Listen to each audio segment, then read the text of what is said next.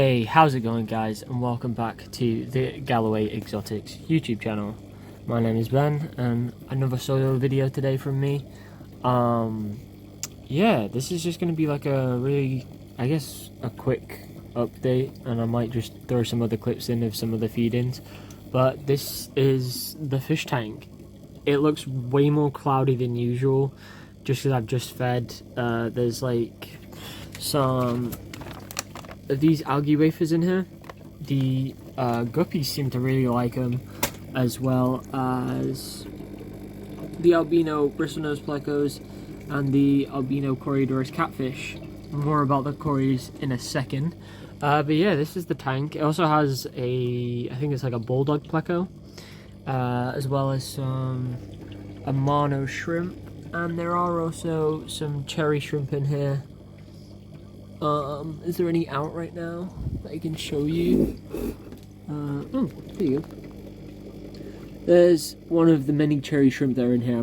They're kind of like, I don't know, they're slowly growing a bit bigger and a bit bigger, so I think I bought them when they were smaller, so they should be hopefully breeding soon. Or they might have already bred, but as you can see, there is a ton of moss in here. Under this moss is like a ton of rocks, like built like a cave. And that's where the plecos usually hide.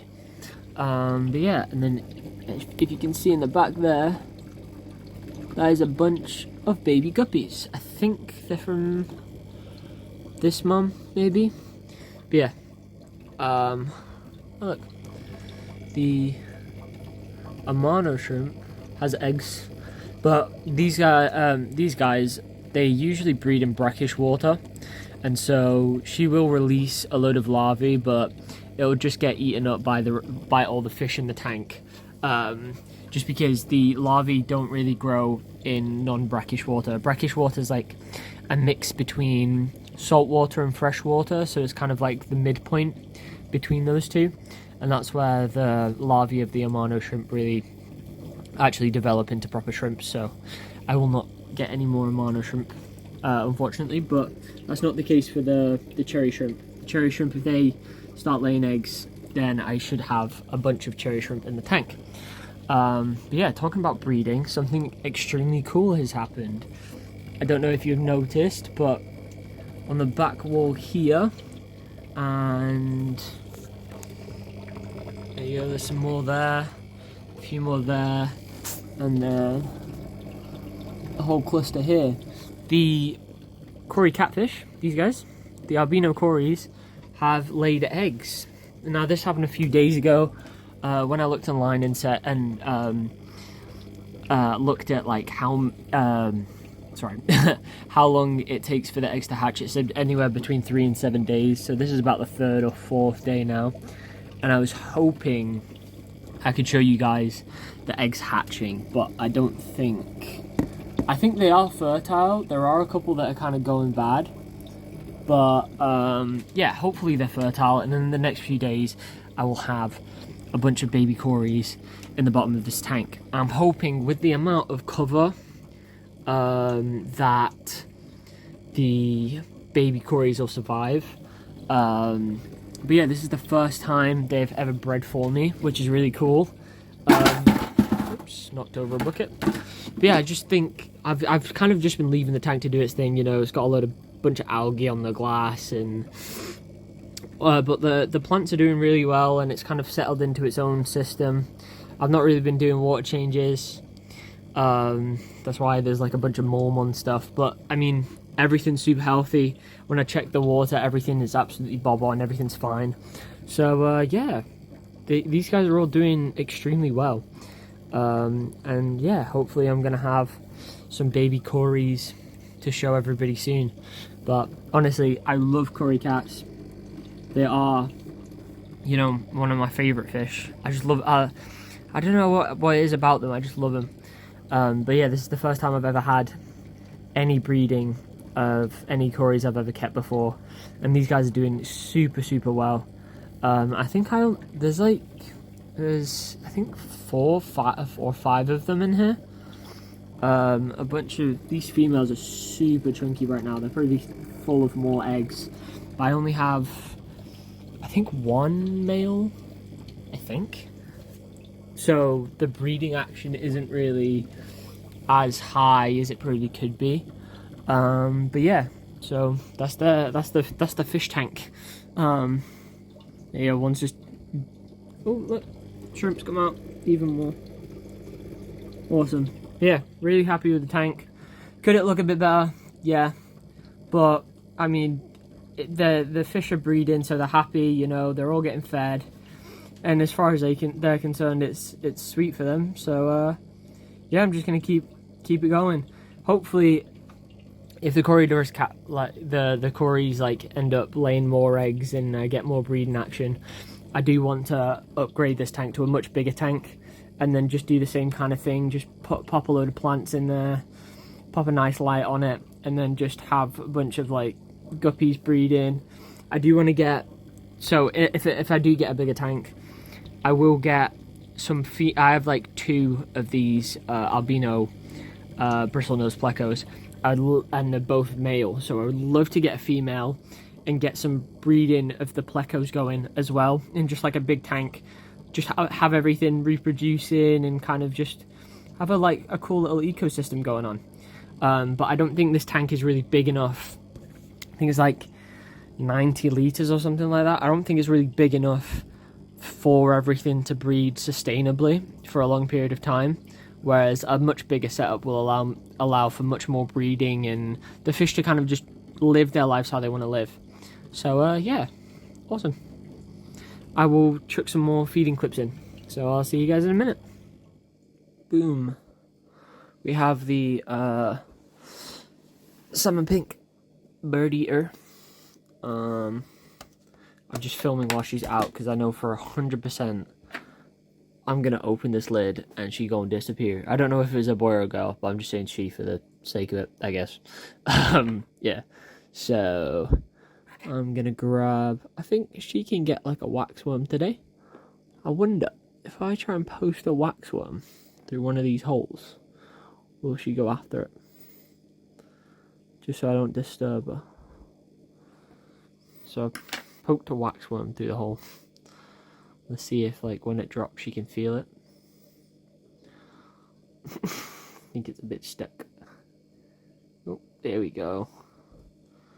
So hopefully, she'll sense that in a second. Looking really awesome, though. This one came in without all 4 legs. Sorry, all 4. It was missing a leg on one side, that's where I got the 4 from. But yeah, as you can see now, all of the legs are fully grown in, not a problem at all. I'm not sure whether it was this one or this one, but yeah, I don't know if we can tell which one might look a bit smaller, but looking great, really active. And yeah, I might like just try and open.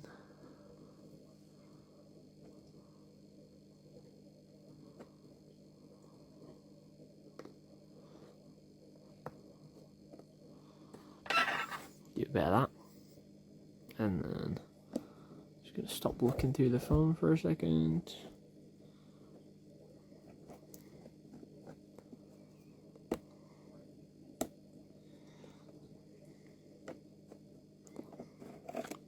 Wait. Just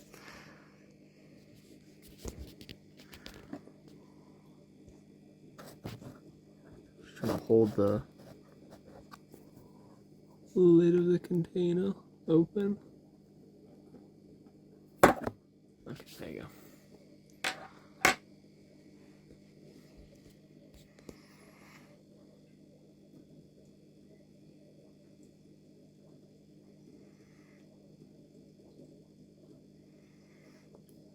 Oh.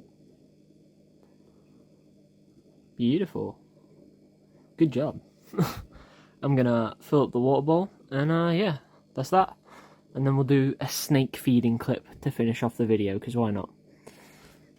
Okay, so she's ready. I just called her out and filled up a water bowl. It was a bit low. Here we go. Oh, okay. calm down. It's food, relax. There we go. And for once, she's actually grabbed it at the right angle. Because sometimes, for some reason, she grabs it at a weird angle at the side. I don't know why she does that sometimes. Like, I hold it the exact same way, but she just grabs it kind of weird. I've dried it off, so this, the substrate shouldn't really stick to the mouse that much. And she hasn't had any issues, like, going to the toilet or anything, so she's not constipated or anything like that. She's got plenty of water to drink as well, just to help everything move through her system. Damn, look at her go. I don't want to disturb her by coming over. She's just walking it down. She don't really mind that I'm here, so.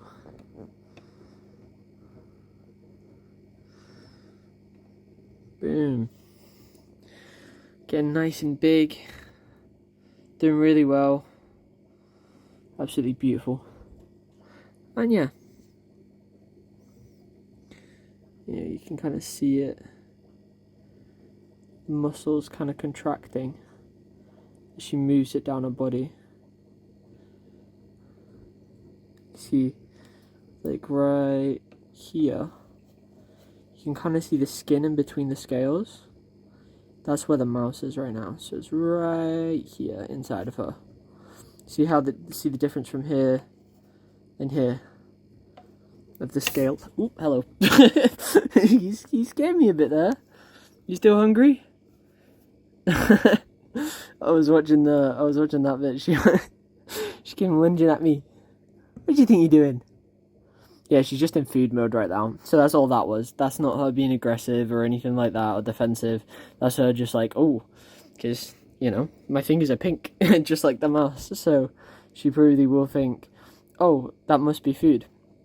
So usually when I go to get her out, I'll use these tweezers and I'll scoop under a portion of her body, just so that she knows, like, okay, right, we're getting picked up now, and she's usually fine. But I won't touch her for, you know, a good.